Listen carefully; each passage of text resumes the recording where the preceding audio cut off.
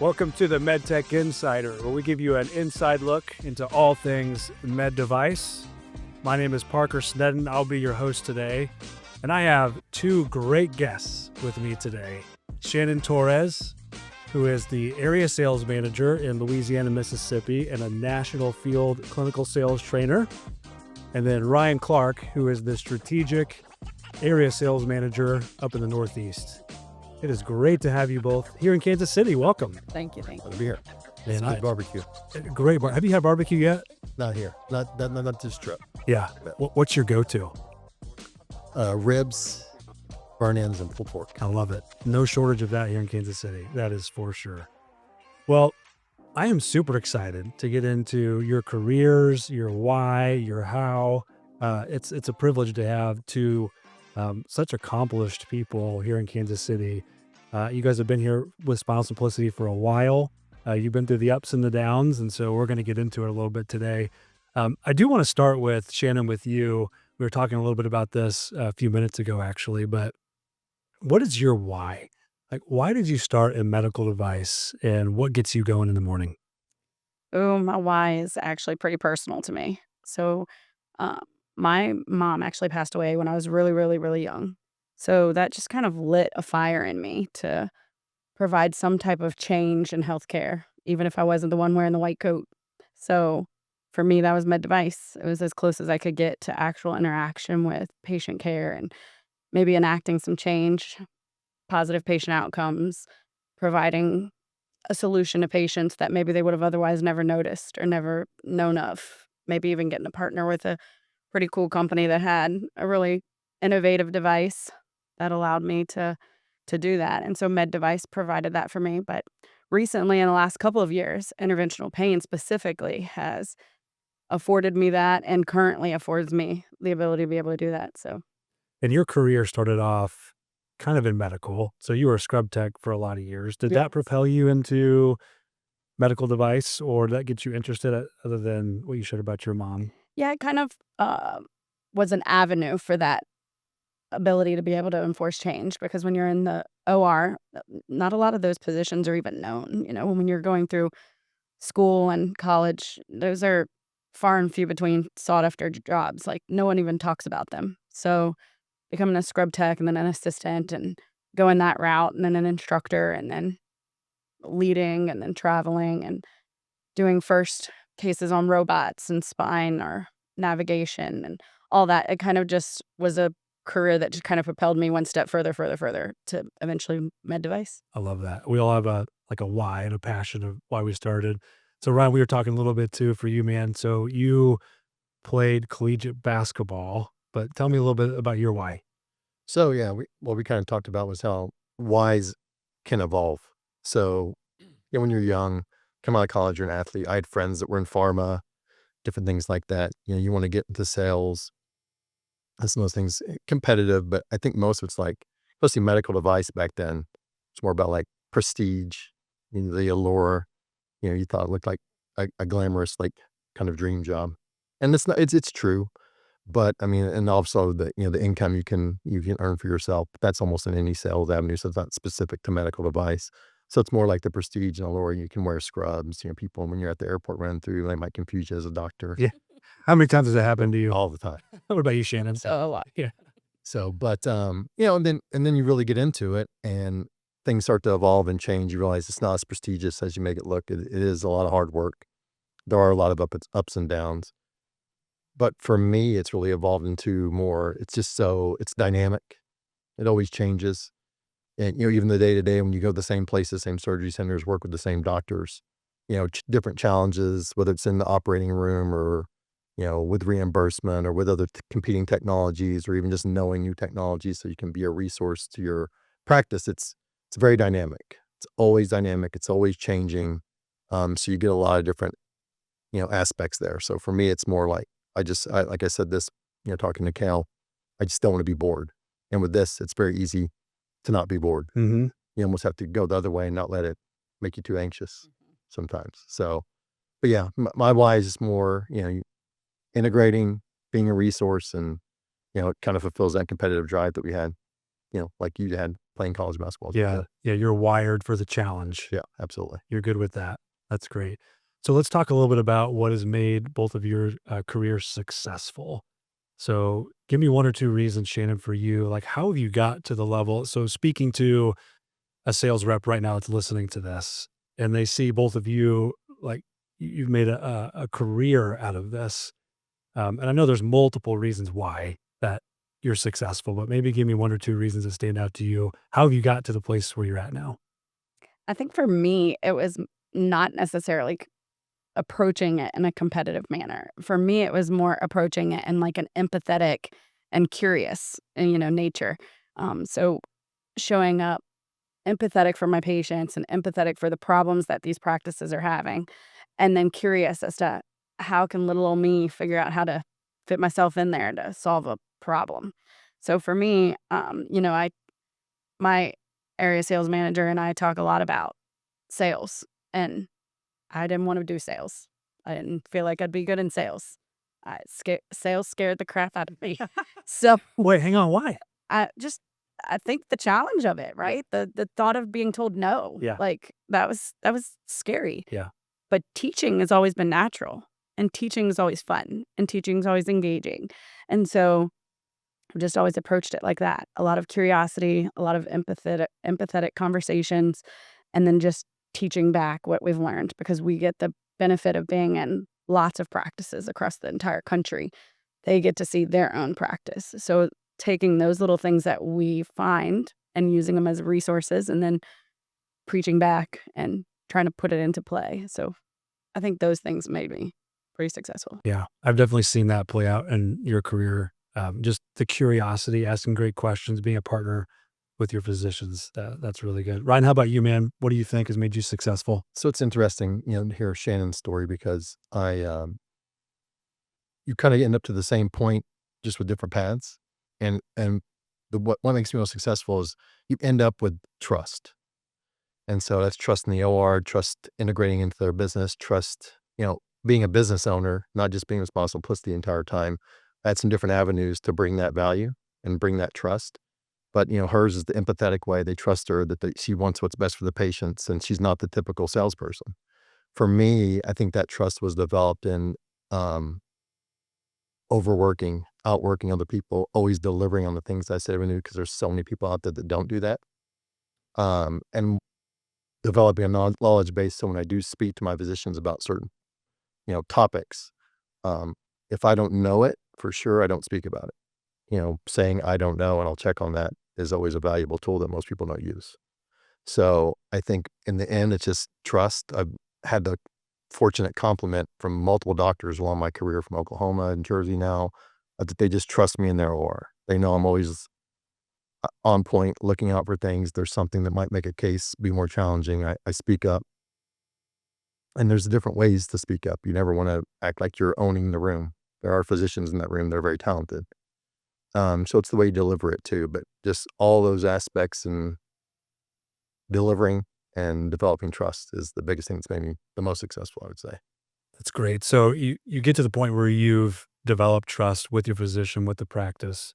You guys have both done a great job of integrating within the interventional pain physicians' practices and spine surgeons as well.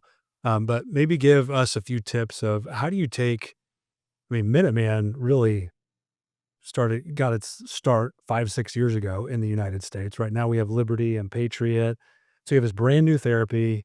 How do you integrate within the practice? What are some ways that you've had success with that, Ryan? So with Minuteman kind of being there from the genesis of it in the US with pain, that was just more of really having to dive in and kind of create a new paradigm and understanding what you're trying to accomplish, understanding the limitations of those earlier renditions of the product, how to avoid, any mishaps. And then if there were anything that potentially could go wrong, you were able to talk them through it successfully, preparing them for that, working through, diagnosing and finding the appropriate patients for the product as well too. And working hand in hand with the company to make them comfortable. So the biggest thing of integrating with Office, I would say, is just knowing your products, knowing the coding, the reimbursement, knowing other products out there that might be a good fit or might be along the paradigm and the path to teaching or to getting to those types of patients.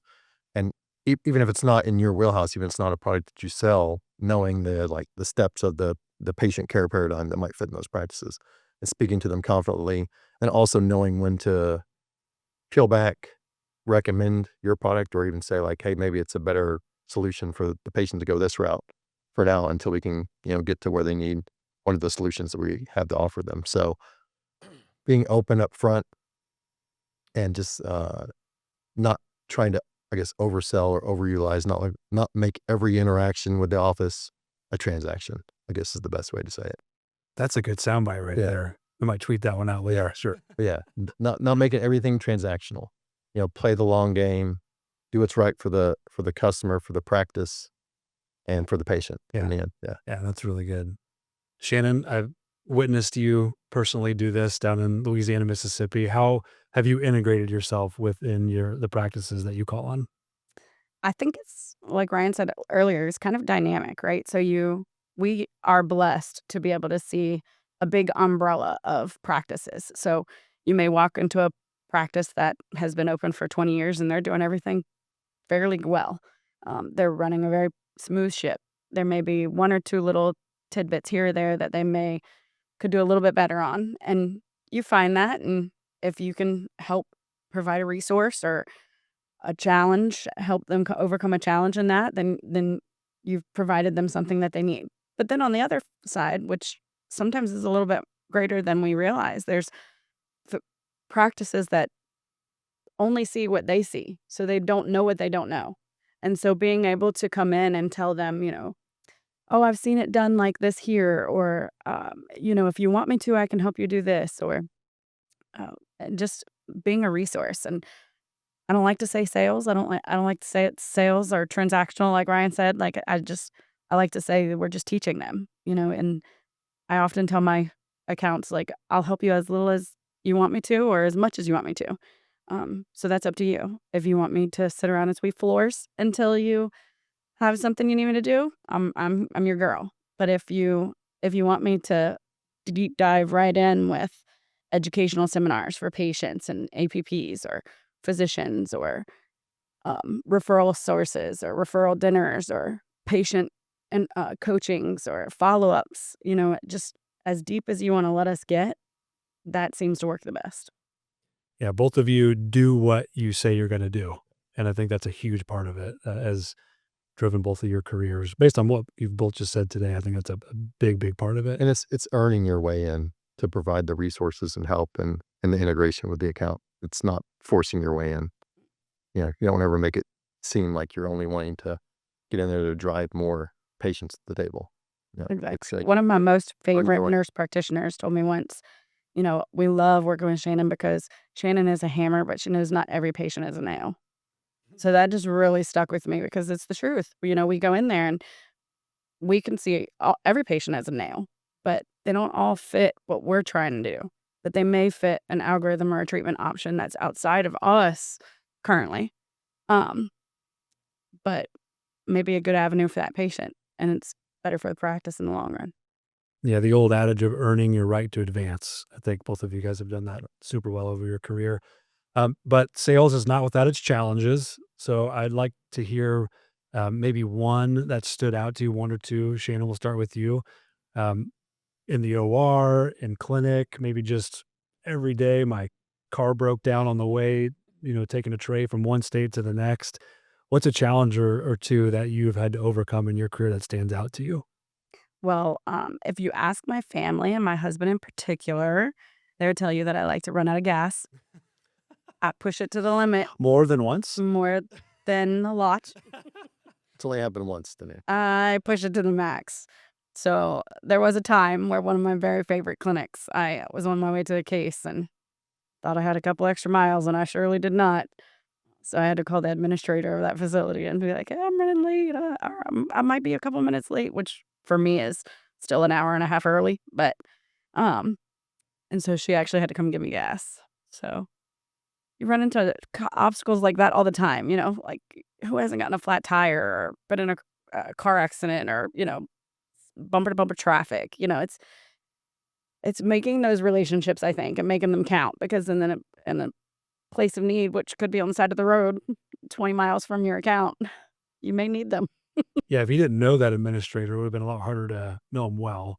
To pick up the phone and I say, would have Ubered from my car to the facility. So, that's part of earning trust, I think, right? yeah. Yeah, that's really good. What about you, Ryan?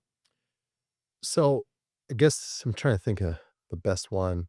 I mean, like with Spinal Simplicity, we have a lot of very unique products, right? You have just a lot of value add just for the fact that they're not a me too. They're very differentiated in the market with almost everything they're trying to do. So one of the biggest challenges, I guess, I was in spinal cord stimulation for a long time, about a decade. I transitioned from one company to a startup that didn't have a lot of differentiating features to it, but they had one. And so if you know about spinal cord stim, it typically emanates from our pain management physicians' offices. So with that particular product, and it no longer exists anymore, the company doesn't exist anymore, they actually had a tool, a paddle placement for the surgeons. It was very unique. And so transitioning over, seeing a non-compete year, you lose kind of contact with your customers in a way, kind of to figure out a way to differentiate in a market that with a product that was honestly a me too. And what I ended up figuring out was that was actually emanating with the one unique feature they had, and kind of reverse engineering the process and going to the surgeons that I knew implanted simulators, showing them how much easier it was to put in that paddle versus other paddles, and then getting them to refer their trials out to doctors that would use that system. And then even just calling the pain management physicians that they liked working with and told them, you should really trial it with this system. This is the paddle I want to put in. And that actually helped me rapidly grow that market with probably a different vantage point or a different path of how you would typically try to accomplish that. So it was just coming up, I had the luxury of sitting out a non-compete year to kind of formulate it, but it was, I would say that was a challenge, and then developing a whole new paradigm of how to sell it. It's very beneficial. So Yeah, being creative with somewhat of a commoditized product and trying to position it in a way. Hey, you said you like challenges, so you jumped into it, and right, yes. okay, it's again, it was just finding it was an efficiency, and so it wasn't you're just selling, going to somewhere trying to leverage referrals to get business. You're actually meeting a need in a practice with even physicians I hadn't worked with previously, and then it trickled down. And so it was like I said, like finding a need, earning trust, showing a way to utilize something that was unique in the market, and then creating change that way. So That's great. You became a knowledge source for him quickly. Okay, we're gonna pause on the serious questions, and I have some fun ones for you guys that I did not prep you for on purpose. oh geez, So Shannon, we're gonna start with you. Of course. Give me an embarrassing moment in your career, something that maybe you were making a sales pitch, something went way wrong, where you were demoing a product, maybe you were up in front with some AV and it turned off, maybe just something that was embarrassing for you that in front of a customer, in front of a nurse practitioner, in front of your family, it can be anything like that. Anything stand out to you? So the only thing that stands out to me Yeah. is I was doing a big presentation to a very large hospital in our area that we've been trying to get into for a very long time, almost 3 years. And I presented them with a set of slides, um, and there was some data on there about lumbar spinal stenosis and the patient population as it grows over the course of the next several years. And there was one physician that didn't want to comment on anything else, but wanted to give me a lecture on how that was absolutely wrong and how we can't predict patient population and all of this. And where did I get these numbers? And oh, it was so embarrassing. And I mean, it was on there and I had footnotes and references, but it was so embarrassing because I had nowhere to go. Like, how do you argue what we're projecting numbers to be in a population size in America? Yeah. So it was very embarrassing. It threw me off, threw me for a loop. So even the great Shannon Torres, with the career you Yes. had, for the reps that are listening out there, it happens from time Oh, to it time, right? happens. It happens. That's awesome. All right, Ryan, question for you. If you weren't in medical sales, what would you be doing? It's interesting. Let me think about that. I would say I'd probably be coaching basketball. Nice. Do you coach right now? Coaching. Do you coach your kids? I coach my son's coach pitch. I'm not an official coach because I never know when I'm going to be able to be there. Our schedule's so varied and You're a consultant. behind. So I show up to most of the games. I'm an unofficial coach, but when I do show up, I help pitch and catch and all those things. But yeah, I would say maybe something in that, or probably in sales in a different avenue, just kind of what I'm drawn to. Yeah. So I have some dreams about owning other businesses down the road, but that's not now. So I think you're an entrepreneur a little bit at heart, aren't you? yeah, Oh, Yeah. for sure. yeah, absolutely. You have that spirit about you for I sure. would have never said that probably 5 years ago whenever Really? I thought about it. Well, just because I was always, I mean, I guess as an outside, I always tell everyone I haven't worked in an office since I was 23 years old. So I've been an outside sales rep and mostly medical, pharma, things like that. So I guess you're always in that realm. I've always that's part of why I'm probably so successful is I've always ran it as my own like small business, even though I'm working for another company. So I guess you're right in that regard, but actually stepping out and owning my own business, I would have never thought that, but I would say it was just after a decade in spinal cord stimulation and just having to stumble across some really cool products. Just that's a very hard job. It was almost by force. I was just like a leap of faith thing. Like, let's just try this out Mm-hmm. and see where it takes us because I just needed a break. Mm-hmm. And thankfully I did. And thankfully it worked out. So So. coach or entrepreneur? Yeah. Okay. Absolutely. I love it. Okay, Shannon, on a tough sales day, what is your like go-to secret weapon? You're getting a bunch of no's and you're just discouraged, exhausted. What do you go to that you do really well? That would be like the Shannon Torres secret weapon. Oh man, I just phone a friend. Try to have some inspirational conversations. Normally reach out to see if somebody needs help because if somebody else needs help and I can help them, then I feel like I've accomplished something. So I normally do my calling for who may need to phone a friend when it's stressful for me on the long drives in between home and cases. You have a lot of long drives, A a lot of big windshield territory, time. lots of windshield time. So you're probably on the phone a lot. Yes, That's great. multitasking at its finest. Okay, last question. Ryan, give me the best excuse you've heard from a doctor who's canceled a meeting on you. Cancel a meeting? Yeah. Cancel a case. Either one. Trying to think. I've never really had one give me like a crazy excuse. Actually, you know what? It happened recently. That didn't take long. It was best to be no, there was. It's funny. We were supposed to have a dinner. Eric stayed, up in the area we were at, and he was coming down. He stayed the night, got a hotel. I drove up, not a short drive, to have a dinner. And then I got a call from the doctor saying, "Oh, I don't think I'm going to make it." And he blamed it on missing a flight or a flight being delayed. But then when you looked at it, the flight was so late, he wouldn't have got there in time anyway. So, but yeah, that's probably it. That's probably it. Just most recently, it's just like because of one of his. I mean, I get it. One of his son's soccer games, but it's like you knew that the whole time. So We all know it happens from time to Yeah. time, but this is part of the job, right? Yep. Part of the job. that and then patients not being able to get a ride. It's the other common I've heard Yeah. lately. Can't get a ride.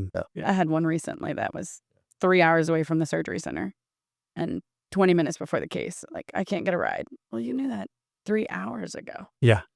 Like, No, I didn't. I just found out. I just found out. But I was going to be there in 20 minutes. Or I'm 3 hours away. on attempt number 3 with a patient next week, actually. So we'll have to See, see if she makes it this time. Because of rides every time. Man. Okay, that's a tough one. Yeah. That's a tough one. All right, that was fun. We can get back to some of the more serious questions, but thank you guys for humoring me on that. Shannon, we'll start with you. How would you coach your younger self? So you've had all these years in the industry now, looking back to Shannon Torres starting at the very beginning of your career. What would you tell your younger self? ooh, I would tell myself, be patient with yourself. You don't have to know everything right away. Take the time to learn, but be super curious. And then make sure you are heard. Make sure your voice is heard. Have the confidence and the clarity to know that what you've learned and the impact you've made has made a difference and earned you the right to have the conversation. Love that. Confidence. Yeah. That's so good. What about you, Ryan? What would you tell your younger self? I try to learn at a younger age, or tell myself at a younger age, not to take yourself so serious. You can catch more flies with honey, let's say. I love it. Have a little more fun. Yeah. So, anybody knows me. It's been a, evolution. It's, part of fatherhood too, so, but, yeah, just don't take yourself so serious, collaborate more, humble yourself a little bit, things like that. I think that would probably be the best advice I could give my younger self. Do you think becoming a father has helped you with that? Absolutely. Yeah. Yeah. Oh yeah. So how do you, and this will be a question for both of you, but starting with you, Ryan, how do you balance the work life? So medical device, not only as reps, but all of us, right? I mean, the time and stress of early mornings, late nights, airplanes, flying around, windshield time, like you mentioned, Shannon. What are some practical ways that you guys have found that you can balance the work aspect of your life and then just being with your family or whatever you choose to do? You make it a priority. It's not going to just exist naturally. So, I guess what I mean by that is, like, when you have to work, you have to work. I mean, your family knows that. You make sure you communicate that with your spouse. But when you don't have to work, for like the things that can wait, I guess become more in tune with what those things are, and know that it's okay to say no. So yeah, but you have to make it a priority, or else it won't happen. That's good. So be intentional. Yeah. Yeah. Shannon, how about you? Work life. Yeah, I would say it's dynamic, right? We use that word a lot, right? But in sales, that's the truth, and that's the nature of the beast, right? So I'd say it's very dynamic, and you have to be very intentional. Schedule your personal family time like you would schedule a business meeting. Make sure that you're allocating time to it. Um, when I take it to heart, me personally, s- I have to take that one step further and say that what's going to be quality personal time for me versus business time may not be the same that it is for someone else. And so a lot of times as a female in this industry, um, I get oh, well, you may want to spend more time with your kids, or, you, I get people that dictate to me what my personal time may look like. So being very intentional with me scheduling what matters to me is very important. And knowing that it's okay to know that my intentions with my family and that time is very important, but also my work is very important as well. Yeah, that's really good. Switching gears just a bit. So with Minuteman and Liberty specifically, as sales reps, I know you both have to wear lots of hats. You have different call points. So Shane, I'll start with you. How have you balanced just a different call point of working with a spine surgeon and then an interventionalist, a pain physician? How is that different in your interactions with the practice, with the physician, the surgeon? What does that look like for you? Yeah, I think it's just about knowing your audience, right? And so, um, all of the physicians I'm blessed to work with are very, very smart. They're very engaged. They're very talented humans. And so, um, a physician that may practice pain, I may be a very small resource for him as far as the number of people that he has doing the same products or the same type of therapy. Where with my neurosurgeon partners, I may be a a very small part of a very big uh, pool of people.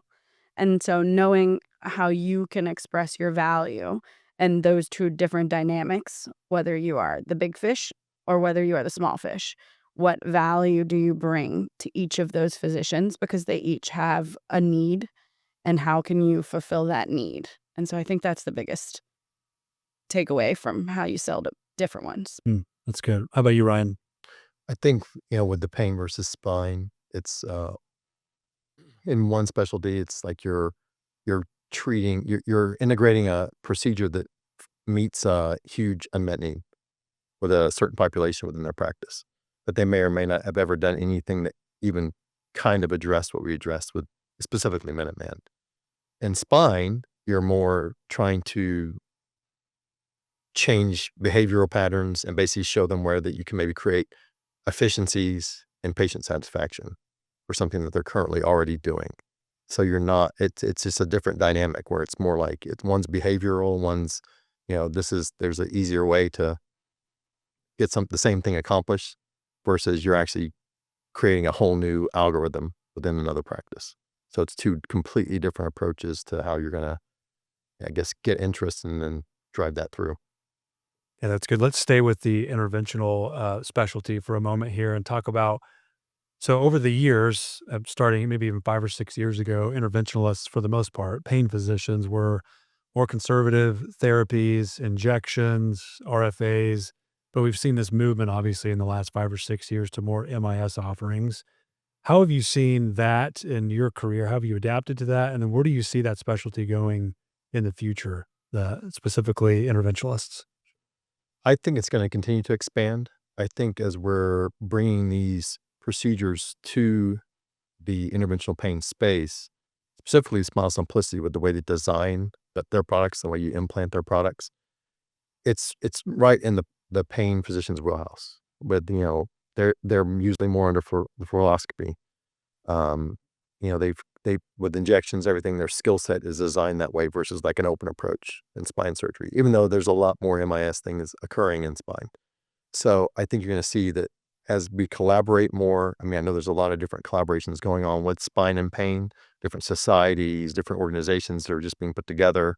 They're trying to collaborate, create training algorithms, things like that. As it continues to evolve more, you're going to see the interventional pain. They are equipped to do these procedures.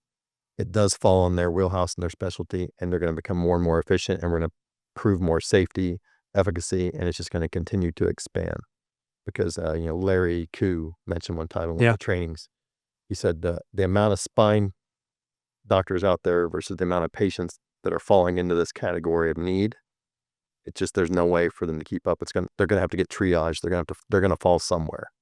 And so that's what I mean. Where with the time and then the healthcare economic aspect of it, you're gonna have, if these patients are gonna get treated in the elderly segment, they're gonna need to be treated by interventional pain physicians. Yeah, So 10,000 need- people a day turn 65 in the United States. So there's no shortage of patients that need to be treated Sure. for low back pain or leg pain. So how about you, Shannon? How do you see this specialty evolving, or how have you seen it evolve in your time at Spinal Simplicity? Yeah, I mean, every time we come out with a product, we try to make it a little more minimally invasive, right? A little less disruptive to native anatomy or patient, increase healing times and all of that good stuff. So that's all been a positive influence since I've been here. But I think that minimally invasive spine in particular is just going to keep evolving with the addition of, AI software and regenerative medicine, more data driven around that. I think that when you start to incorporate all of those things together with devices, I think that that's just going to get more and more minimally invasive. Yeah, the name of the game, I think, is less invasive every day, right? Yes, exactly. That's one of the reasons I love working here is we have a lab upstairs and a hallway of engineers, obviously, right? And they're continuing to make things less invasive every day. Absolutely. And that's right in step with the specialty Exactly. that we're in. So, all right, last question for each of you here. Shannon, I want to give you an opportunity to talk about Whipham. And so you've been invited to be on a panel here in a couple of weeks. Yeah. And so talk to me about that. How did you get invited and what are we looking forward to? So I've been super fortunate. Last year I actually attended with them as just a rep running a table, and got to participate in the Passport to Success there, put on by Kat Hurd, a really amazing person in our space. And so I got to just sit and participate. It was the first of its kind. It was a very innovative solution for women in med device. First time that women of all genres across multiple companies came together to talk about and facilitate conversations about growth and career path and resources and just create a really cool network across companies, which is not really heard of. So I got to sit and listen last year and got to have Kat as my business coach for the last year. So that was really cool, uh, giving me a lot of pointers over the last year on personal growth and development and business and in my territory and how I want to go with my career. And then I was super fortunate for her to ask me to participate this year. So to be on the panel and be one of the coaches this year on turnaround and bringing it back. So I love that. Congratulations for thank you so being much. invited. I'm looking forward to hearing it, and I know Super you'll do excited. great. Yep, So super excited. So anybody wants to participate, it's June 7th. 9 o'clock. Whip them. Awesome. Very good. That's coming up in a couple of weeks. Very good. That's coming up. Okay, Ryan, as an industry vet, so what's one thing as the reps are listening to this podcast, what's one thing they're starting off brand new that you would tell them to get their career going? I would say embrace what's going to come your way, which is a lot of challenges. But then also at the same time, as you meet those challenges and as you progress in your career, as quick as you can, try to detach your ego from the work.